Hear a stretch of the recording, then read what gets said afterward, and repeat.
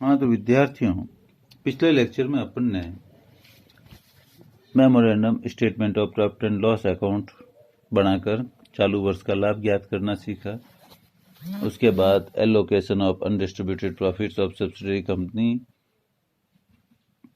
की जानकारी प्राप्त की, कैसे अपन ज्ञात करते हैं अनडिस्ट्रीब्यूटेड जो सब्सिडरी के प्रॉफिट्स, उसमें माइनॉरिटी का हिस्सा, कैपिटल प्रॉफिट्स का, रेवेन्यू प्रॉफिट्स का और रेवेन्यू रिजर्व का, होल्डिंग का जो है वो हिस्सा कैसे ज्ञात करते हैं। और अंत में अपन ने सीखा कि जब होल्डिंग कंपनी की बैलेंस शीट में कैपिटल रिजर्व हो पर्याप्त मात्रा में, सब्सिडरी कंपनी की बैलेंस शीट में गुडविल हो, और जो शेयर्स खरीदे हैं सब्सिडरी कंपनी के होल्डिंग कंपनी ने, उससे कॉस्ट ऑफ कंट्रोल आ रही हो, तो ऐसी स्थिति में फाइनल कैपिटल रिजर्व कैसे ज्ञात करते हैं। आज अपन दूसरी परिस्थिति, यदि वो परिस्थिति नहीं है तो और क्या हो सकती है दूसरी परिस्थिति, जिसमें फाइनल बैलेंस गुडविल का आएगा, या तो कैपिटल रिजर्व आएगा या गुडविल का। तो आज उसको डिस्कस करेंगे। आपके स्क्रीन पर है कैलकुलेशन ऑफ गुडविल।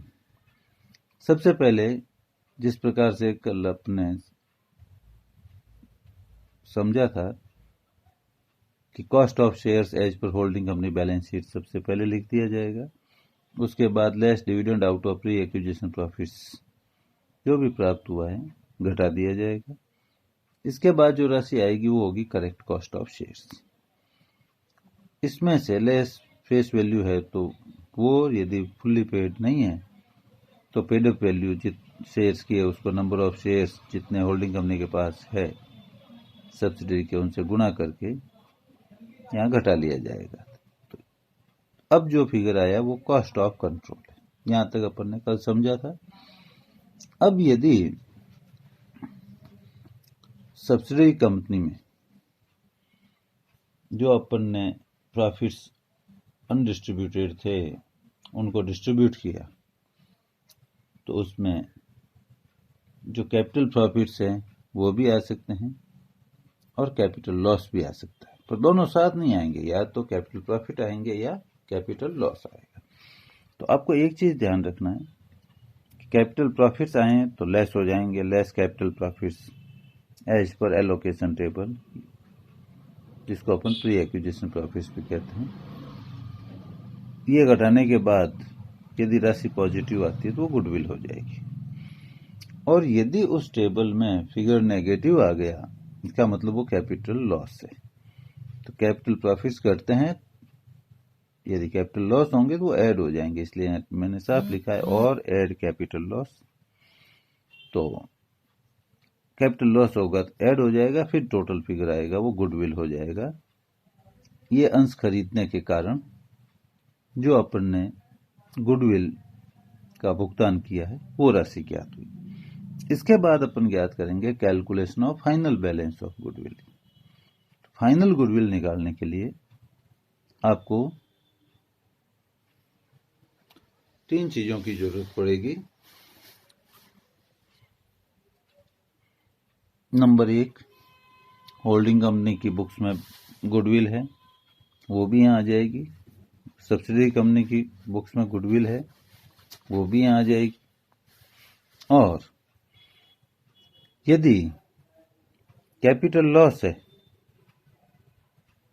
तो उस केस में तो वो जुड़ के ऊपर वर्किंग नोट में गुडविल आ गई, और कैपिटल प्रॉफिट होगा तो वो घट के गुडविल आ जाएगी। तो जैसी भी परिस्थिति होगी वो यहाँ, तो आगे ऊपर मैंने लिखा है इसमें cost of control as per above working note if any. इसका मतलब है कि यदि कैपिटल प्रॉफिट्स हैं अपन ने ऊपर ही घटा लिए हैं तो कोई दिक्कत नहीं है, फिर वो सीधा ही नीचे goodwill as per above working note if any है तो वो लिख देंगे। ऊपर वाली चीज कॉस्ट ऑफ कंट्रोल लिखने की जरूरत नहीं पड़ेगी। और यदि कैपिटल लॉस नहीं होके कैपिटल प्रॉफिट है और पिछले जैसे मेथड में अपन ने देखा था वही याद रखना होगा, कॉस्ट ऑफ कंट्रोल तक करके आगे नेक्स्ट वर्किंग नोट में करेंगे तो यहाँ cost of control as per above working note, cost of control ले ली, होल्डिंग कंपनी की गुडविल लिख दी, सब्सिडरी की गुडविल लिख दी, और फिर ये goodwill as per above working note ये लिखने की जरूरत नहीं, वो कॉस्ट ऑफ कंट्रोल आ गई है तो ये नहीं आएगी। फिर उस केस में स्टार लगा हुआ है वो यदि यहाँ ले लेंगे तो यहाँ कैपिटल प्रॉफिट लेस करेंगे, इस दशा में ऊपर नहीं होगा, यहाँ लेस हो जाएगा। कैसे भी करें दोनों ही तरीके से, ये मैंने जान के दोनों बता दिए ताकि आपको सिमिलरिटी लगे दोनों कैलकुलेशन में, ये एक जैसा मामला है। तो लेस कैपिटल प्रॉफिट, अच्छा वो ऊपर ही कर देते हो तो यहाँ 3 लाइन में ही सारा काम हो जाएगा। ये goodwill of H limited, goodwill of S limited, goodwill H पर अबव, ये 3 चीजें आ जाएगी फाइनल, और वही फाइनल गुडविल हो जाएगी। इसके बाद आगे अपन डिस्कस करेंगे कि इसको एक उदाहरण की सहायता से कैसे समझें।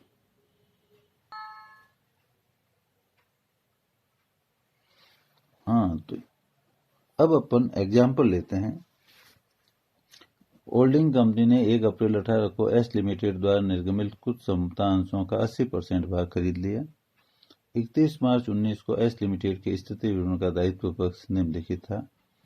संगठित स्थिति विवरण के लिए अंश अधिग्रहण तिथि से पूर्व और बाद की अवधियों के लाभों का विश्लेषण करते हुए उसमें अल्पमत अंशधारियों और सूत्रधारी कंपनी के भागों का निर्धारण कीजिए।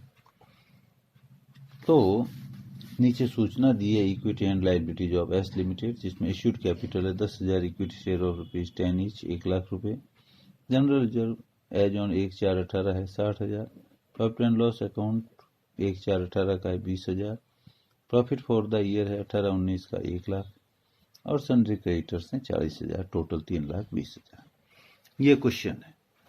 अब क्या है इसमें आपको ये ध्यान देना है कि अकाउंटिंग ईयर जो सब्सिडरी कंपनी का है वो कब शुरू होता है, कब खत्म होता है। तो अकाउंटिंग ईयर इनका खत्म हो रहा है 31 मार्च को, क्यों क्लियर लिखा है 31 मार्च को एस लिमिटेड के स्थिति विवरण का दायित्व पक्ष दिया हुआ है। तो अकाउंटिंग ईयर 1 अप्रैल से 31 मार्च हुआ।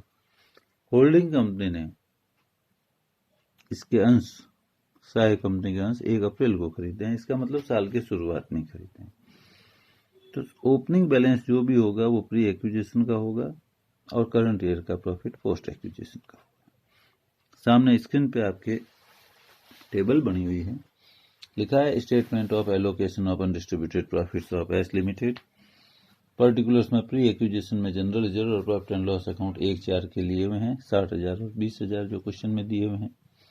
पोस्ट एक्विजिशन में प्रॉफिट फॉर द ईयर 18-19 लिया हुआ है 1 लाख।